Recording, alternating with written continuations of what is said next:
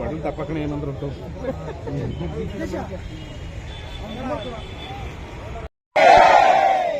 ಭೂಮಿ ಮತ್ತು ವಸತಿ ಹಕ್ಕು ವಂಚಿತರ ಹೋರಾಟಕ್ಕೆ ಶ್ರೀ ಎಚ್.ಎಸ್. ದೊರೆಸ್ವಾಮಿ ಅವರಿಗೆ, ಶ್ರೀ ದಿವಂಗತ ಎಚ್.ಎಸ್. ದೊರೆಸ್ವಾಮಿ ಅವರಿಗೆ, ಶ್ರೀ ದೊರೆಸ್ವಾಮಿ ಅವರಿಗೆ ಬೇಕೇ ಬೇಕು, ಬೇಕೇ ಬೇಕು.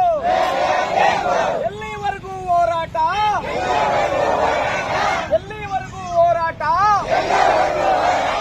ಯಾತಕ್ಕಾಗಿ ಹೋರಾಟ? ಕೊಡ್ಲೇಬೇಕು, ಕೊಡ್ಲೇಬೇಕು, ಕೊಡ್ಲೇಬೇಕು, ಕೊಡ್ಲೇಬೇಕು, ಕೊಡ್ಲೇಬೇಕು, ಕೊಡ್ಲೇಬೇಕು.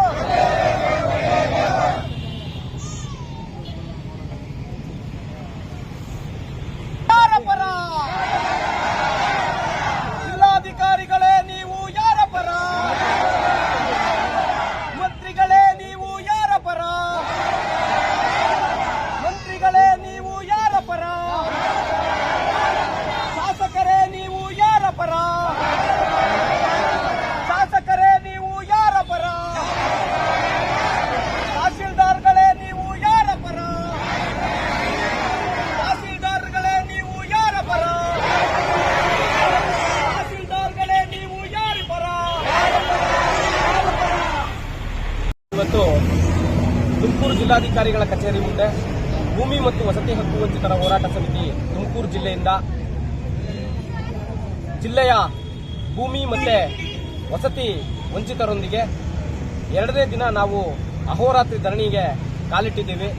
ಏನಪ್ಪ ಈ ಒಂದು ಧರಣಿಯ ಒತ್ತಾಯ, ಹಕ್ಕೊತ್ತಾಯ ಏನಪ್ಪ, ಮುಖ್ಯವಾದಂಥ ಹಕ್ಕೊತ್ತಾಯ ಏನಪ್ಪ ಅಂತಂದ್ರೆ,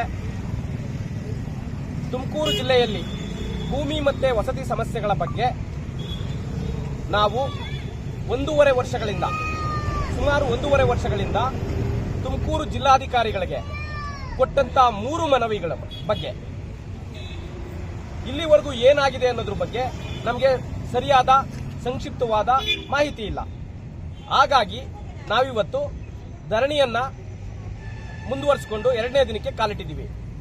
ಈಗ ನಮ್ಮ ಸಂಪೂರ್ಣ ಒತ್ತಾಯ ಏನಪ್ಪಾ ಅಂತಂದ್ರೆ,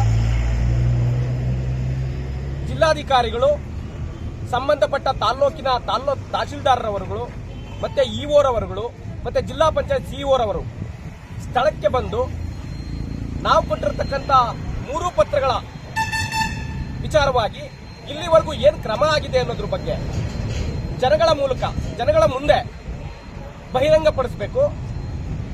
ನಿಮ್ಮ ಸಮಸ್ಯೆಗಳಿಗೆ ಇಂತಿಂತ ಕ್ರಮಗಳನ್ನ ಇಲ್ಲಿವರೆಗೂ ತಗೊಂಡಿದ್ದೀವಿ, ಮುಂದಕ್ಕೆ ತುರ್ತಾಗಿ ನಾವು ಇನ್ನ ಒಂದು 3 ತಿಂಗಳು ಕಾಲಾವಕಾಶ ತಗೊಂಡು ತುರ್ತಾಗಿ ಸಮಸ್ಯೆಗಳನ್ನ ಬಗೆಹರಿಸಿಕೊಡ್ತೀವಿ ಅಂತ ಒಂದು ಭರವಸೆಯನ್ನ, ಹೇಳಿಕೆಯನ್ನ ಈ ಜನಗಳಿಗೆ ಕೊಡಬೇಕು ಅಂತ ನಾವು ಕೇಳೋದ್ರ ಜೊತೆಗೆ, ಜಿಲ್ಲಾಧಿಕಾರಿಗಳು ಇಲ್ಲಿವರೆಗೂ ಆಗಿರೋ ಏನು ಆಡಳಿತಗಳ ಕಾರ್ಯಗಳ ಬಗ್ಗೆ ತುರ್ತಾಗಿ ಅಂದ್ರೆ ಒಂದು 15-20 ದಿನಗಳ ಒಳಗಡೆ ಜಿಲ್ಲಾ ಮಟ್ಟದ ಅಧಿಕಾರಿಗಳು, ಡಿಸಿಎಫ್ ಅವರಿರ್ಬೋದು, ಡಿಡಿಎಲ್ಆರ್ ಅವರಿರ್ಬೋದು, ಸಿಇಒ ಅವರಿರ್ಬೋದು, ಈ ರೀತಿಯಾಗಿ ಸಂಬಂಧಪಟ್ಟ ಎಲ್ಲಾ ಇಲಾಖೆಗಳು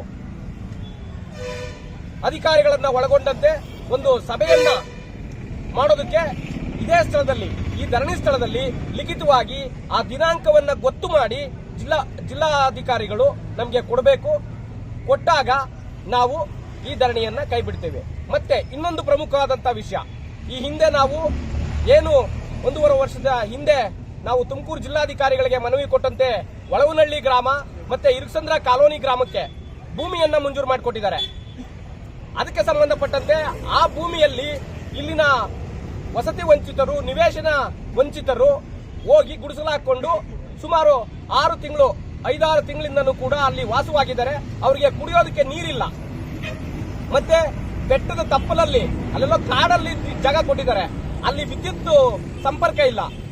ಕತ್ತಲಲ್ಲಿ ಮಕ್ಕಳನ್ನ ಹಾಕೊಂಡು ವಯಸ್ಸಾದವರು ಎಲ್ಲರೂ ಕೂಡ ಜೀವನ ಮಾಡ್ತಿದ್ದಾರೆ. ಅವ್ರಿಗೆ ತುರ್ತಾಗಿ ಇಲ್ಲೇನೆ ಈ ಕೂತ್ಕೊಂಡಿರೋ ಜಾಗದಲ್ಲೇನೆ ಅವ್ರಿಗೆ ನೀರಿನ ವ್ಯವಸ್ಥೆ ಮತ್ತೆ ವಿದ್ಯುತ್ ವ್ಯವಸ್ಥೆ ಮಾಡಿಕೊಡ್ಬೇಕು ಅಂತ ನಾವು ಕೇಳ್ಕೊಳ್ತೀವಿ. ಅಲ್ಲಿವರೆಗೂ ಕೂಡ ಈ ಎರಡೂ ಸಮಸ್ಯೆಗಳು ಬಗೆಹರಿಸೋವರೆಗೂ ಕೂಡ ನಾವು ಈ ಅಹೋರಾತ್ರಿ ಧರಣಿಯನ್ನ ಇದೇ ರೀತಿ ಮುಂದುವರಿಸ್ತೀವಿ ಅಂತ ನಾನು ಜಿಲ್ಲಾಡಳಿತಕ್ಕೆ ಮತ್ತೆ ಸರ್ಕಾರಕ್ಕೆ ಈ ಮಾಧ್ಯಮದ ಮೂಲಕ ನಾವು ಸಂದೇಶವನ್ನ ಕೊಡ್ತಾ ಇದ್ದೀವಿ.